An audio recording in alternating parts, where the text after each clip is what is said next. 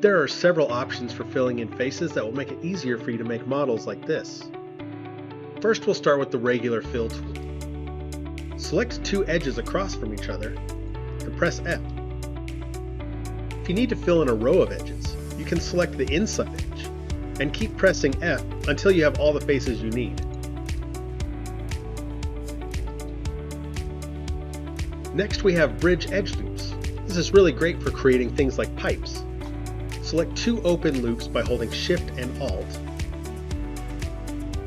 Then go to the Edge menu at the top of the viewport and select Bridge Edge Loops. In the bottom left corner, you'll get this menu that allows us to adjust the geometry.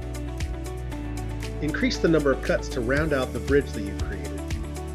The last one we'll cover is grid fill. Sometimes having a triangle-filled cap isn't going to do the job. Select the edge loop, click on the Face menu at the top of the viewport, and select Grid Fill. In the bottom left corner, we also have the Geometry Adjustment. These different fill options help you connect geometry to make new shapes.